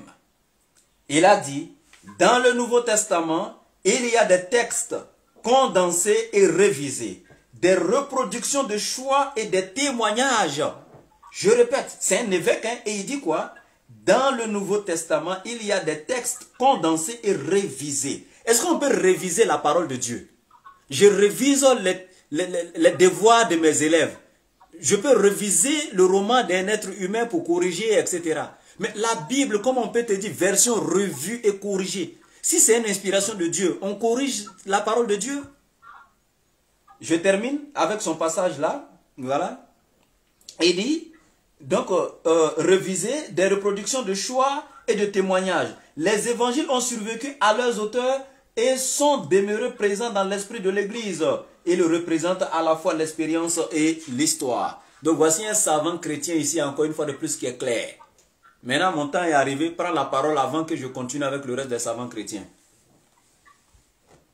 Ok, je dois d'abord terminer avec ce que je disais, qu'un auteur peut parler à la troisième personne. Comme Matthieu parle, il dit, il trouva un Matthieu. Ici, c'est Allah qui parle dans la sourate 9, sourate Tauba. On dit, sourate 9, au verset, écoutez ce que Allah est en train de dire, au verset 30. Au verset 30, il dit, les Juifs disent Oseir est fils d'Allah. Or, les Juifs n'ont jamais dit ça, c'est un mensonge. Et les chrétiens disent, le Christ est fils d'Allah. Telle est leur parole provenant de leur bouche. Ils imitent le dire des mécréants avant eux. Qu'Allah les anéantisse. Allah les anéantisse. Donc Allah parle à qui? Allah parle à quel Allah? Pourquoi Allah n'a-t-il pas dit je vais les anéantir? Sourate 9, verset 30, il dit qu'Allah les anéantisse. Nous voyons que c'est Allah qui parle à la troisième personne. Tout comme Matthieu parle aussi à la troisième personne. Moïse parlait à la troisième personne dans beaucoup d'endroits. Si vous partez même dans Genèse, dans le livre d'Exode, vous allez voir que Moïse, chaque fois, il parlait à la troisième personne. Mais nous savons que ça a été donné à c'est Moïse qui a parlé. Qui a parlé. Partout, si nous partons, on dit par exemple, Exode chapitre 20, verset 22, l'Éternel dit à Moïse. Hein? Pourquoi il n'a pas dit l'Éternel m'a dit? Allah aussi a dit la même chose, sourate 9, verset 30. Maintenant, tu me parles d'un autre comédien. Mais écoutez, mon frère, donc tu as une liste de comédiens, des gens là que tu as ramassés, je ne sais où, pour toi, si tu vois quelqu'un sur YouTube, il est devenu savant. Ce ne sont pas des savants. Écoutez, tu vas entendre le rabbin qui te parle, le vrai savant. Tu parles de ce monsieur qui s'appelle William Graham. William Graham, c'est un homme qui a étudié la philosophie. C'est un homme qui peut faire l'histoire comme ça. Et puis, pourquoi il est encore chrétien? Écoutez, dans ce livre, tu n'as pas lu ce monsieur-là. Il a écrit un livre. William Graham, celui qui est en train de citer. On dit ceci. Son livre, le livre de William Graham, on appelle Divine Word and Prophetic Word in Early Islam. Divine Word and Prophetic Word. Donc, la parole divine et la prophétie divine dans l'islam ancien. Hein? L'islam authentique, là, au début. Il a parlé de ce livre-là. Tu n'as pas lu ça, il faut aller lire ça. Dans cet islam-là authentique, l'islam authentique, on a parlé d'un early islam. On a parlé, par exemple, de la sourate 36. Puis tu as parlé de Graham, c'est toi qui as provoqué. Alors tu vas sentir pourquoi est-ce que tu es venu ici. Et tu es en train de citer. Je te prends une sourate dans sourate 36 au verset 14. Ça, c'est un exemple. 36 au verset 14. On dit, quand nous leur envoyâmes 2 envoyés, ils le traitèrent des menteurs. Nous le renforçons par un troisième. Ils dirent, vraiment, nous sommes des envoyés. Dans l'ancien islam, les gens qui étaient des musulmans un peu sérieux, plus que ce que nous voyons ici, je te prends Ibn Kathir. Ibn Kathir a expliqué la sourate là. Il dit qu'il s'agissait de Saint Paul qui était disciple de Jésus. Hier, qui était apôtre de Jésus, reconnu par Ibn Kathir, reconnu par Qurtubi, Ibn Hajar al-Asqalani et tous les vrais savants. Là, ce sont au moins des savants musulmans. Tu devrais me parler de ces savants. Hein? Je te parle de ces savants, les Qurtubi, qui ont parlé de cette histoire-là. Maintenant, tu vas me citer William Graham, Thomas Gray, bra. Non, mon frère. Moi, je te parle des vrais savants. Sourate 36, verset 14. Là, Ibn Kathir a reconnu Qurtubi. Même Ibn Hajar al-Asqalani, celui qu'on étudie à l'université islamique d'Al-Azhar, si tu es parti là. Moi, je connais ces gens-là. Ils parlent qu'il s'agissait de Saint Paul. Saint Paul a été envoyé. Hier, j'ai entendu dire, tu dis Jésus n'a jamais prêché, il n'a jamais entendu son ministère en dehors d'Israël. Jésus était parti, il était parti au Liban. Tyr et Sidon, dans Matthieu 15. Là, on parle de, je n'ai été envoyé qu'aux brebis perdues de la maison d'Israël. Jésus était au Liban. Il était au Liban, il a prêché. Il était en Syrie, ce n'était pas en Israël. Donc ici, nous voyons qu'on nous parle de Saint Paul des Tarses. Donc tu vois, c'est comme ça qu'on parle. Et puis, parlant aussi de ce que tu es en train de baliverner, mon frère, hein? Nous te parlons des vrais savants. Ubay ibn Ka'b a rejeté le Coran qui a été fractionné par Othman. Le Coran a été fractionné à tel point que même le Coran dit que... Mais écoutez, si tu attaques ma Bible, moi j'attaque ton Coran. Je ne suis pas là pour te bercer. Tu n'es pas un enfant, mon frère. Hein? Nous avons des enfants ici. Alors il faut... Puis je te vois chaque jour, tu passes à l'écran. Alors, il faut faire des séances marathon comme ça, que les gens soient bien enseignés. C'est ce que nous faisons. Hein? Nous ne sommes pas là pour jouer ici. Il s'agit des âmes des gens. Sourate 15, verset 91.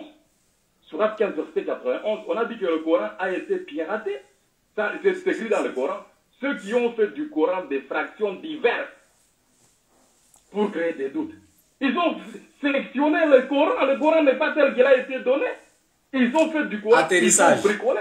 Ceux qui ont fait du Coran des fractions. Atterrissage. L'autre version dit, ils ont morcelé le Coran. Atterrissage. Ils ont morcelé. Atterrissage. Ok. Ok. Ok. Il me plaît bien ce type. Regardez comment il expose son ignorance.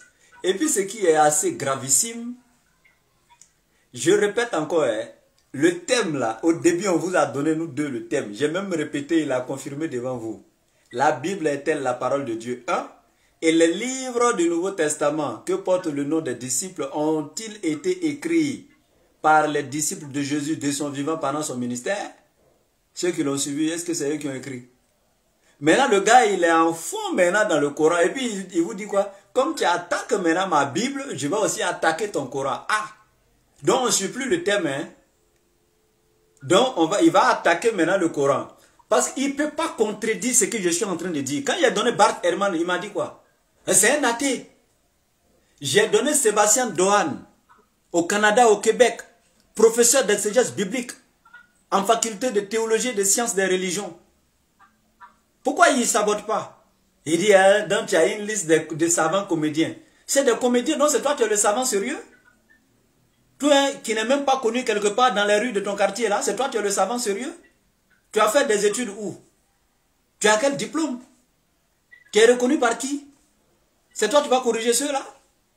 Je viens de donner ici encore William Graham Scrooge. Et il me dit quoi? C'est un comédien lui? Mais c'est un docteur. Pas n'importe qui. Dans une prestigieuse mission évangélique située à Chicago. Lui, toi, tu es plus savant de la Bible que lui. J'ai donné le nom d'un évêque. Pourquoi tu ne discutes pas sur ça? Ça, c'est un érudit chrétien. Kenneth Crack. Évêque, c'est un évêque. Il a été clair. La Bible a été révisée, corrigée. Mais attends, tu te fous de qui là? Est-ce qu'on peut réviser la parole de Dieu? Et quand il rentre dans l'Ancien Testament pour me dire, même Moïse, il a parlé à la troisième personne, c'est Moïse qui a écrit, ça prouve encore que tu es nul. Je reconnais que la Torah a été révélée à Moïse, aucun musulman ne discutera sur ça. Mais ton Tanakh que tu as aujourd'hui dans la Bible, l'Ancien Testament là, c'est pas Moïse, ça a été réécrit, c'est pas les textes originaux. Ça a été réécrit.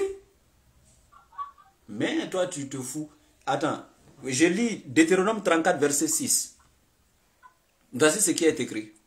Et l'Éternel l'enterra dans la vallée au pays de Moab, vis-à-vis de Beth-Péor. Personne n'a connu son sépulcre jusqu'à ce jour. Moïse était âgé de 120 ans lorsqu'il mourut. Sa vue n'était point affaiblie et sa vigueur n'était point passée. Les enfants d'Israël pleurèrent Moïse pendant 30 jours dans les plaines de Moab. Donc c'est Moïse lui-même qui a écrit, hein, d'après le gars là. C'est Moïse qui est en train de lui-même écrire sa propre mort et ses funérailles. Il est en train de détailler tout ce que les gens ont fait après sa mort. Là où il a été enterré, les gens l'ont pleuré, tant. C'est Moïse qui est en train d'écrire ses funérailles. Hein. Non, il est fort. Je suis fier de toi, frère. Je suis très fier même d'ailleurs. Bien, je vais t'emmerder encore avec d'autres savants. Tu es foutu avec moi aujourd'hui. Oh, tu joues. Voici encore. Voilà. Je donne encore le nom de lequel même. J'aime ça. Ok, je prends ici l'encyclopédie britannique. Donc, encyclopédie britannique. Donc, 12e édition, volume 3, page 643. L'encyclopédie britannique, 12e édition, volume 3, page 643. C'est-à-dire, je vais démonter la Bible par pièces aujourd'hui. Lui là, il ne me connaît pas. Ça, c'est l'encyclopédie britannique. Faut me dire que ça encore, c'est un livre de païens, des athées. C'est des comédiens qui ont écrit ça, quoi. 12e édition, volume 3, page 643. Voici ce qui est écrit. En fait, chaque livre du Nouveau Testament, à l'exception des 4 épîtres de Paul, est de nos jours plus ou moins sujet à controverse et diverses insertions y sont maintenues. En dehors des 4 épîtres de Paul, tu sais pourquoi on a dit 4 épîtres de Paul? Parce que les autres épîtres de Paul n'ont pas été écrits par Paul lui-même, mais par des disciples de Paul. Tu ne savais même pas ça. Il y a beaucoup de livres que tu as aujourd'hui, ça n'a pas été écrit par Paul, mais par des disciples de Paul. Par exemple, le livre des Éphésiens, ce n'est pas Paul qui a écrit, c'est un disciple de Paul. Tu ne savais pas ça. le livre de 1 et 2 Thessaloniciens.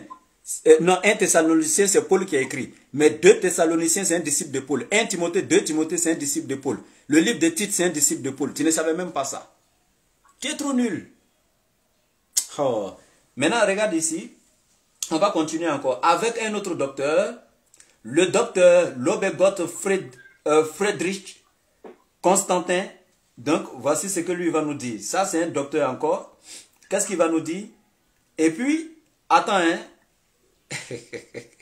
On dit c'est l'un des plus inflexibles défenseurs chrétiens de la Trinité. Il est l'un des plus flexibles. Excuse-moi, l'un des plus inflexibles. L'un des plus inflexibles défenseurs chrétiens de la Trinité. Ça dit que lui, là, tu ne peux pas dire c'est un athée. Lui-même, il défend la Trinité même. L'un des plus inflexibles chrétiens qui défend la Trinité. Le docteur Lobegot Friedrich, qu'est-ce qu'il dit? Plusieurs passages du Nouveau Testament ont subi de si profondes modifications. Quoi? Je répète, un grand défenseur même de la Trinité, ce qui veut dire qu'il est chrétien. Mais qu'est-ce qui est écrit? Il dit, plusieurs passages du Nouveau Testament ont subi de si profondes modifications, de sens qu'ils nous laissent dans une douloureuse incertitude sur ce que les apôtres avaient réellement écrit. Ce qui veut dire qu'on ne sait même pas si réellement ce sont les apôtres qui ont écrit. Tu peux voir son document Mount Sinai, James Bentley, page 117. C'est pas moi j'ai écrit ça. Ça c'est l'un des chrétiens, l'un des plus grands défenseurs de la Trinité même. Et puis c'est le docteur qui, je répète son nom, docteur Lobegot Friedrich. Bien, mon temps est arrivé, prends la parole. Maintenant, c'est tes dernières 5 minutes, tu vas faire. Moi aussi, je vais faire mes dernières 5 minutes et puis on va conclure. Il nous reste une fois 5 minutes. Ah, ok.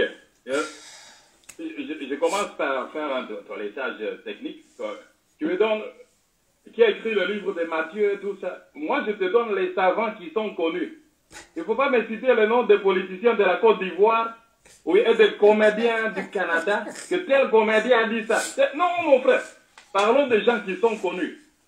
Celui qui a écrit le livre de Matthieu, et les preuves sont là, tu peux trouver ça sur Wikipédia. Évangile selon Matthieu, ça a été écrit par les gens confirmés. Hein? Selon la tradition de l'église primitive originaire de Papayas. Papayas de Hierapolis, là c'était le contemporain de Jésus. Papayas a confirmé que l'évangile a été écrit par Matthieu. Il a vécu au 1er siècle. Hein? Il a été enseigné par les apôtres de Jésus. Il faut corriger ça. Il n'était pas disciple de Jésus, mais il est venu après le disciple de Jésus. Hein? Il a vécu avec des gens comme Jean de l'Apocalypse, disciple de Jésus. Il les a enseignés. Papayas, il a vécu vers 60, il est mort à 130 ans après Jésus. Au 1er siècle, c'est alors qu'il est né. Papayas, il a confirmé que le livre de Matthieu a été écrit par Matthieu. C'est Papayas qui nous dit ça. On va dans le livre de Marc. Hein? Le livre de Marc, on dit ceci. On dit c'est la tradition paléo-chrétienne dérivant de Papayas de Hierapolis attribue la paternité de l'évangile de Marc à Marc, un compagnon et interprète de Pierre. C'est Marc qui a dit. Et là, il a travaillé avec Pierre, avec les apôtres, tout ça. Lui était disciple, il n'était pas apôtre. Marc, c'était un disciple de Jésus. Luc lui-même a déjà confirmé ça, qu'il avait écrit ça. Lui, l'évangile de Luc, c'est écrit dans la Bible. Maintenant, nous partons dans l'évangile selon Jean. L'évangile selon Jean, qui a composé? Là, ce sont les sources qui se retrouvent sur Wikipédia. Comme tu es parti dans Encyclopédie britannique, moi aussi je parle dans l'encyclopédie. Oui, ça c'est Wikipédia. Comme tu veux, Encyclopédie britannique. Tu vas prendre tous les noms des petits comédiens, là, je sais, des gens que moi, qui ne sont pas sur ma liste. Hein? La liste des vrais savants. Maintenant, composition de l'évangile de Jean comme tous les évangiles, il dit ceci. Maintenant, il dit ceci. Puisqu'on a écrit beaucoup de témoignages là, la tradition paléo-chrétienne, d'abord trouvée chez Irénée. Tu vois, ce sont nos savants à nous. Irénée, c'était un évêque de Lyon. Il a vécu vers les années 130, au 2e siècle 130. Il a identifié ce disciple à l'apôtre Jean. C'est Jean, Jean de l'Apocalypse. Maintenant, tu me parles de, oh, Paul a écrit un livre, il n'a pas écrit un livre. Mais écoutez, tous les disciples de Jésus, tous les disciples, même les anciens prophètes, ils utilisaient des gens qu'on appelait les scribes. C'est que tu dis, Deutéronome chapitre 34, Moïse était mort, tout ça, qui a écrit ça? Mais l'esprit de Moïse, lorsque Moïse était vivant, son esprit reposait sur Josué et sur beaucoup de gens. On a dit ceci dans la Bible. Il fallait que l'esprit de Moïse puisse reposer sur beaucoup de gens. Tandis que Moïse vivait, il y avait beaucoup de gens qui travaillaient pour lui. Tous ces gens-là, lorsqu'ils travaillaient, c'était Moïse qui travaillait. Il n'était pas seul. Il n'était pas seul. Donc, je vais te donner une écriture là. Nous sommes dans Nombre au chapitre 13. Puisqu'il y a des gens qu'on appelle les scribes. Si tu vas chez les Juifs, ils vont te dire que Moïse n'écrivait pas, ne travaillait pas seul. Ce n'est pas lui qui écrivait toutes choses, mais il y avait des gens qu'on appelait des scribes. Des scribes. Nous sommes dans Nombre au chapitre. Je vais te donner une écriture là. On nous dit ceci. Il est parti et il a donné l'esprit qui était sur Moïse. Nombre au chapitre 12. Nombre au chapitre 12. On nous dit ceci. Une belle écriture. On dit ceci. Tandis que Nombre au chapitre 12 au verset 26. Verset 26. Nombre au chapitre... j'étais dans l'autre verset. Nombre au chapitre 11, verset 26. On nous dit ceci. Écoutez ce que la Bible dit. Il y eut deux hommes, l'un appelé Eldad et l'autre Médad, qui étaient restés dans le camp et sur lesquels l'esprit reposa. Atterrissage. J'étais parmi les esprits. Atterrissage. Ce sont les gens sur qui l'esprit de Moïse est resté. Atterrissage. Ils ont écrit. Atterrissage. Donc je fais mes 5 minutes et puis on va à la conclusion. Ça dit le frère va me tuer quoi. Il est paniqué dans le laboratoire, il n'a plus suivi le thème. Il va attaquer le Coran. Alors que le thème ne se passe sur le Coran. Il ne peut pas réfuter. Il dit c'est des savants comédiens. Maintenant je lui donne un savant qui était évêque. Ça fait un. Je lui donne un autre grand défenseur même de la Trinité pour montrer que c'était on dit c'était un défenseur inflexible chrétien de la Trinité. Lui là c'était un grand chrétien, c'était pas un athéo. Il ne peut pas contredire. Pourquoi il ne touche pas ceux-là pour dire que c'est des comédiens aussi? Je lui ai donné Sébastien Dohan et dit c'est un comédien. Pourquoi ceux-là? C'est des savants chrétiens maintenant. Il n'a pas dit au début que je donnais le nom des savants chrétiens, pas les gens comme les Bart Ehrman qui sont athées. Maintenant je donne le nom des savants chrétiens, il fuit pour aller où? Maintenant regardez la... Mais c'est grave. Aujourd'hui le gars, c'est l'esprit de Moïse maintenant qui reposait sur les gens. C'est plus l'esprit de Dieu. C'est plus l'esprit de Dieu qui inspirait les gens à écrire. C'était l'esprit de Moïse maintenant. Ouais, je suis fier aujourd'hui. Maintenant, regardez ce qu'il dit encore dans ces 5 dernières minutes-là. Il dit, il y a un grand savant chrétien, celui-là, il a vécu autant de temps en temps, etc. Il était proche des disciples. Et il y a ce qu'il dit. Et il a dit que Marc était avec Pierre, Moi, j'ai dit ici à l'introduction, j'ai dit Marc était secrétaire de Pierre, selon certains savants. Mais Marc n'a jamais été disciple direct de Jésus de son vivant pendant son ministère. J'ai été clair, je pèse mes mots. C'est après que Jésus, que Pierre a choisi Marc comme son secrétaire, selon certains savants chrétiens. Marc était secrétaire de Pierre, il n'a jamais été disciple de Jésus de son vivant. J'ai dit que depuis le début, je ne fais que donner le nom et les preuves. Il ne peut pas. S'il contredit, il va mourir. Il ne peut pas. Regardez encore, je vais le tuer même, balle de feu. Suivant, il dit, il veut des savants qui sont connus, non? Comme il est dans un pays anglophone, voilà, qui parle l'anglais et autres, en Afrique du Sud, etc. Je sais que je vais prendre la Bible du roi James, King James. Je vais lui parler un peu de cette Bible-là. Il ne peut pas me dire qu'il sait l'histoire de la Bible King James. Je vais lui donner ici, regardez. Pas un seul, une pléiade de savants. Voyons maintenant ce que ces 32 érudits chrétiens de la plus haute éminence. Donc s'il finit, comme c'est leur école, c'est Google là, il n'a qu'à aller dans son école Google, il va taper les 32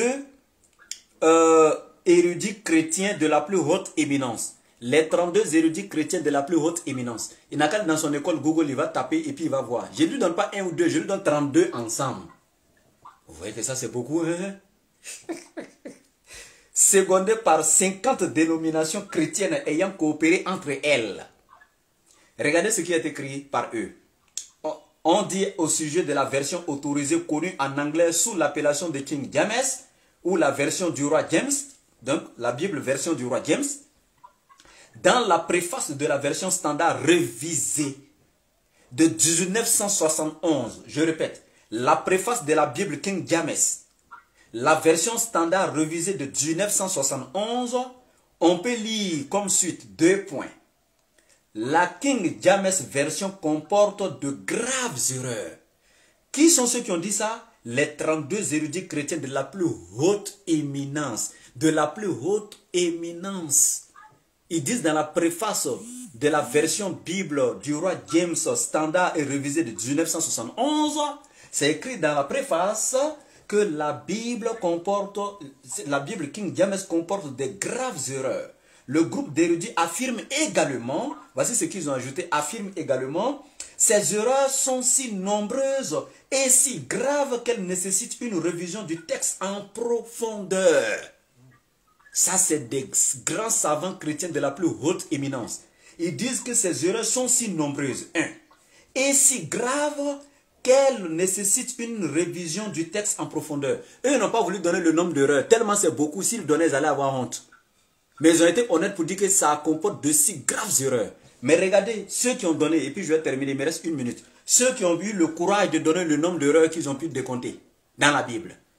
Le magazine Ewak du 8 septembre 1957, je lui donne les datations et le nom même des documents. Des témoins de Jéhovah, ça dit c'est le magazine des témoins de Jéhovah, du 8 septembre 1957, c'est aussi un groupe de chrétiens, seulement qui ne sont pas du même bord que Elroy. Donc il va les saboter, c'est son problème, mais c'est des chrétiens. Donc les témoins de Jéhovah tiraient 50 000 erreurs dans la Bible.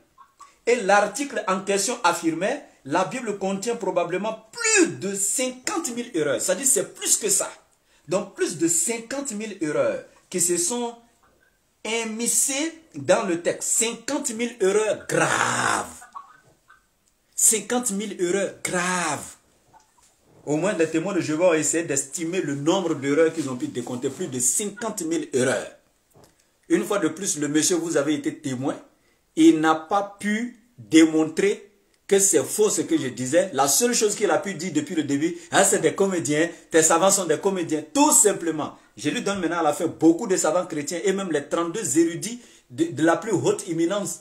Donc, chez les chrétiens là-bas qui ont rédigé la version King James de 1971 qui dit à la préface que c'est rempli de beaucoup d'erreurs graves. Maintenant, mon frère, tu as 2 minutes pour ta conclusion. Ok. Bon, tu vois ce frère ici, et puis je vais lui donner les conclusions. Ça, c'est le Coran de Rachad Khalifa, la version de Rachad Khalifa. Il nous dit ceci. Sourate 9, verset 129, 127, ça sera dans 127, il y a le verset 126 et puis 127. Et puis, il n'y a pas de version, il n'y a pas de sourate 9, 126, sourate 9, 127, il n'y a pas la version de Coran, sourate 9, le verset 128 et 129 manquent. Et il nous dit, Rachad Khalifa, qui était un grand savant de l'islam, un grand savant, il dit que c'est la seule sourate qui n'est pas précédée de la Basmala. Ce phénomène a intrigué les étudiants du Coran pendant 14 siècles. Pendant 14 siècles, il dit ceci, et de nombreuses théories ont été avancées. Nous réalisons maintenant que l'absence manifeste de la Basmala, elle sert à 3 objectifs. Elle représente la proclamation de la divine anticipée que les adorateurs d'idoles étaient destinés à altérer le Coran. Donc les adorateurs des idoles, le Coran là où il y a le verset 128 et 129, c'est un Coran bidon, un Coran des adorateurs d'idoles, altéré et destiné à altérer le Coran en ajoutant 2 faux versets, la sourate 928 et 929, ça ce sont des faux versets du Coran. Celui qui a dit ça, c'est un grand savant de l'islam qu'on appelait Rachad Khalifa. Rachad Khalifa, qui était un vrai musulman, il était imam, et puis il était messager de l'islam, selon ce que lui-même a dit. Et il a dit, ça c'est Rachad Khalifa, un Égyptien, un homme qui parle arabe, on l'avait tué. par les musulmans. On l'a tué à Arizona, Texas, en 1990. Et puis je te donne aussi pour te fermer la bouche, te clouer. Puis tu vas regretter. Atterrissage. 2 minutes sont passées. Les 2 minutes sont finies. La conclusion est finie. J'ai dit c'est fini. Tes 2 minutes sont finies. Tes 2 minutes sont finies. Si tu ne dis pas au revoir aux gens, je vais te raccrocher. Tes 2 minutes sont finies. Je te raccroche. Tes 2 minutes sont finies. La conclusion est finie. Il faut pas m'interrompre. Mais tes 2 minutes sont finies. Tes 2 minutes sont finies. Je suis pas en train. J'ai le droit de t'interrompre. Tes 2 minutes sont finies. J'ai dit tes 2 minutes sont finies. J'ai le droit de t'interrompre. Tu n'es pas honnête, je te raccroche, tes 2 minutes sont finies. Parce qu'il faut qu'on se respecte. Je t'ai donné 2 minutes pour conclure, moi j'ai 2 minutes pour conclure. Voilà. Donc ici, vous avez été témoin depuis le début. D'abord encore, les derniers savants que j'ai donnés n'ont pas pu réfuter. Les témoins de Jéhovah ont été clairs. Plus de 50 000 erreurs graves dans la Bible, il n'a pas pu réfuter. Et j'ai dit les 32 érudits chrétiens. C'est-à-dire, je n'ai même pas donné 1, 2, 3. J'ai donné un bloc. Les 32 érudits chrétiens de la plus haute éminence qui ont rédigé la version standard révisée de King James de 1971 dit que la Bible est pleine d'erreurs graves. Et je vais lui donner encore ces 32 savants de la plus haute éminence. Donc, voilà. Qu'est-ce qu'ils ont dit? D'abord, en corrigeant même les erreurs qui sont dans le livre, dans la version King James, je lui donne cet enseignement aujourd'hui.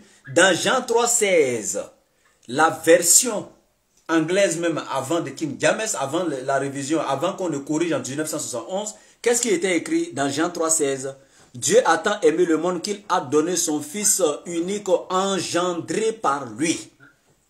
Mais quand les 32 savants sont venus là, érudits de la plus haute éminence, qu'est-ce qu'ils ont fait? Ils ont enlevé engendré par lui. Et même ils se sont regardés, ils ont dit, Dieu n'engendre pas.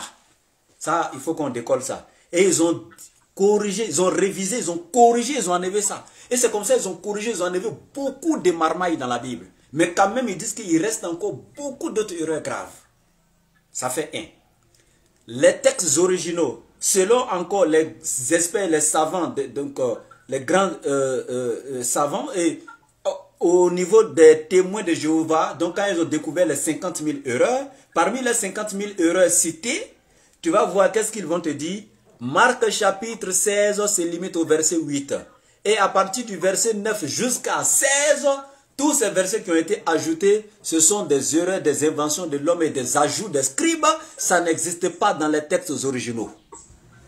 Donc, mes 2 minutes aussi sont finies, il reste quelques secondes. Donc, je profite pour vous dire merci pour vous qui avez suivi donc, le débat. Voilà, mais moi, je conclue ici en disant que je ne donnerai pas à ce monsieur son diplôme pastoral. Il ne mérite pas d'être pasteur.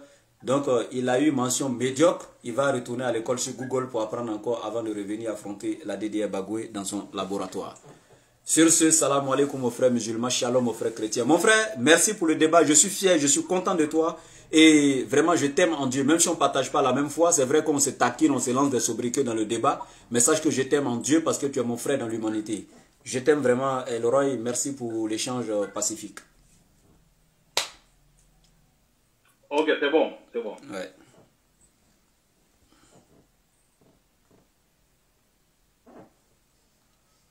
Mais alhamdoulilah, donc on va vous dire salam alaikum.